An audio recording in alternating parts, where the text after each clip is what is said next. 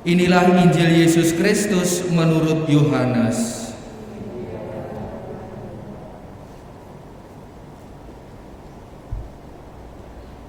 Setelah Yesus menyelesaikan ajarannya tentang roti kehidupan, banyak dari murid-muridnya berkata, "Perkataan ini keras, siapakah yang sanggup mendengarnya?"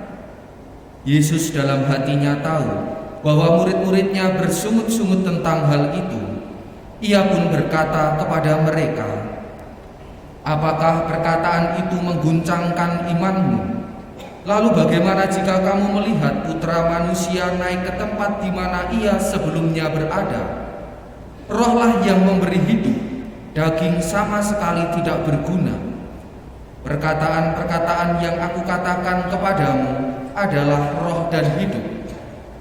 Tetapi di antaramu ada yang tidak percaya." Sebab Yesus tahu dari semula siapa yang tidak percaya dan siapa yang akan menyerahkan dia.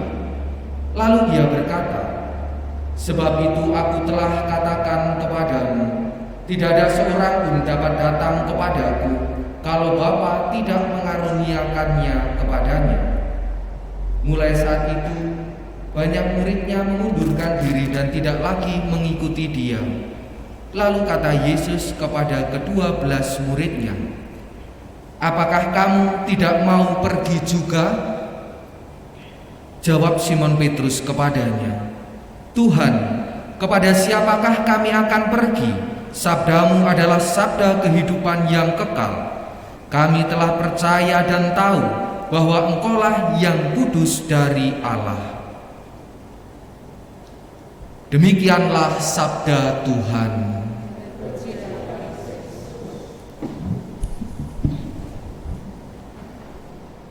Saudara-saudari yang terkasih dalam Kristus, selamat malam.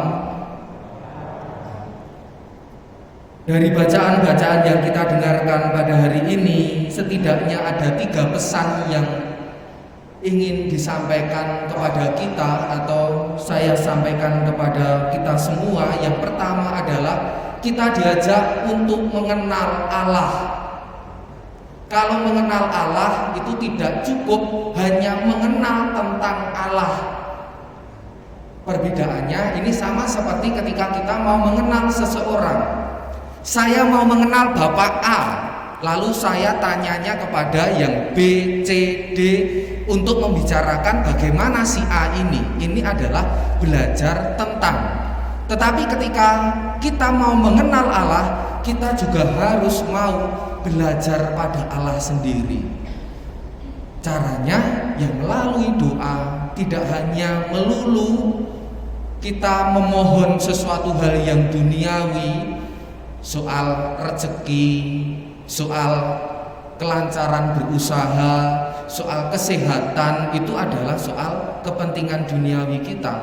Tetapi kita juga diajak untuk memohon supaya kita juga dimampukan, kita diberi karunia untuk mengenal Allah melalui peristiwa-peristiwa hidup kita. Lalu yang kedua, secara gampangnya kita diajak untuk menghidupi peristiwa yang dalam bahasa di daerah saya itu peristiwa dilalah atau peristiwa untungnya. Artinya contohnya dilalah itu misalkan saya pergi mau ke Krep, katakanlah di tengah jalan motor saya naik sepeda motor saya bocor. Ternyata kok dilalah ada umat yang kenal saya pas lewat lalu memberikan tumpangan atau membantu untuk memperbaiki, menemani untuk memperbaiki. Atau juga misalkan besok itu sudah jatuh tempo untuk membayar utang, sedangkan saat ini saya belum memegang uang sama sekali. Ya kok setelah ini dilalah ada orang yang memberikan uang. Itu adalah pengalaman yang saya maksud dilalah itu.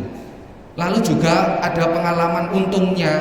Jadi masyarakat kita itu sudah terbiasa sebenarnya dengan pengalaman untungnya ini. Misal ada orang yang kecelakaan, hanya motornya yang lecet atau yang rusak, orangnya baik-baik saja, untung yang rusak motornya. orangnya enggak apa-apa. Nanti orangnya luka sedikit juga untungnya cuma luka sedikit. Nanti tangannya patah, untungnya cuma tangannya yang patah. Nanti juga sudah pingsan, koma, masuk rumah sakit, untungnya masih hidup. Kalaupun sudah mati ya untungnya langsung mati, tidak merasakan sakit. Yang mau dikatakan di sini adalah pengalaman syukur.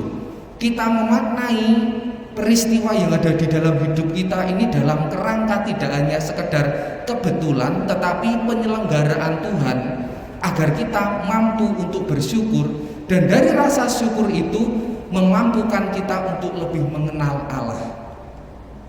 Lalu yang kedua, pesannya adalah kita diajak untuk setia kepada Allah. Ini kita diberi pertanyaan sama yang dikatakan Yesus kepada para muridnya tadi, apakah kamu tidak mau pergi juga? Ini godaan-godaan. Orang pergi meninggalkan Yesus karena pernikahan. Orang pergi meninggalkan Yesus karena jabatan. Orang pergi meninggalkan Yesus karena soal rezeki. Jadi Yesus ini jangan sampai kita memalingkan diri dari Yesus, karena banyak sekali godaan-godaan yang ada di sekitar kita, di mana kita diberi gambaran kenikmatan, gambaran kesenangan supaya meninggalkan Yesus ini. Kalau kamu meninggalkan Yesus, jabatanmu nanti dinaikkan. Nah, itu adalah godaan. Atau juga sama seperti yang dikisahkan dalam bacaan yang pertama tadi, kamu mau memilih atau menyembah dewa yang mana, yang memberikan rezeki kepadamu, yang memberikan sesuatu yang kamu minta. Karena kadang di dalam hidup doa kita sudah meminta tidak hanya 1 hari 2 hari, kadang 1 minggu, 1 bulan 2 bulan, kok tidak kunjung dikabulkan, lalu mencari Allah lain atau mencari dewa-dewa supaya mengabulkan doa kita. Ya, kesetiaan, ketidaksetiaan ini juga dapat berupa ketika kita masih menyimpan jimat. Jimat itu berupa batu, berupa keris, berupa patung, berupa apapun, lalu kita sembah, lalu kita menganggap bahwa ini yang memberikan keselamatan. Itu berarti ketika kita masih berpikiran seperti itu, berarti kita menduakan Allah. Lalu ketika saya supaya usaha saya lancar, supaya saya diberi kesehatan, di sana ada pohon, lalu menyembah kepada pohon itu, membawa sesajen.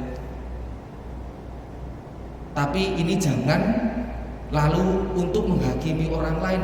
Romo tetangga saya itu ada yang memberikan sesajen kepada pohon, kepada patung, kepada ini dan itu. Ya, itu kalau menurut kepercayaan mereka ya silahkan. Kalau kita orang yang percaya kepada Kristus itu tidak boleh melakukan seperti itu, karena itu menduakan Tuhan. Tapi kalau itu memang kepercayaan mereka, ya jangan kita menghakimi mereka. Lalu menghakimi, oh itu buruk, itu tidak boleh, itu menduakan Tuhan. Kalau kita sampai ngomong seperti itu kepada mereka, ya busuk mulut kita. Intinya iman kita kepada Tuhan itu tidak akan juga menghakimi orang lain, di mana kita perlu untuk menyatakan hati kita, saya memilih Allah. Tidak perlu menghakimi orang lain. Saya tidak menduakan Allah dengan jimat-jimat, dengan benda-benda yang mendatangkan segala macam itu. Kalau saya sampai mempunyai hal itu, ya maka segera tinggalkan dan bertobatlah. Lalu yang ketiga pesannya adalah setia kepada ajaran Allah, kepada ajaran Yesus. Kalau kesetiaan kepada Allah ini tadi dalam bacaan yang kedua digambarkan dengan hubungan antara suami istri. Lalu kalau suami istri itu ketika dia menikah, dia berjanji untuk setia dalam untung dan malang, di waktu sehat maupun sakit, suka maupun duka. Itu tidak hanya diucapkan tetapi juga harusnya apa yang dikatakan itu juga dilaksanakan. Demikian pula ketika kita mau setia kepada Allah, itu juga tidak boleh dilepaskan dari kesetiaan terhadap ajarannya.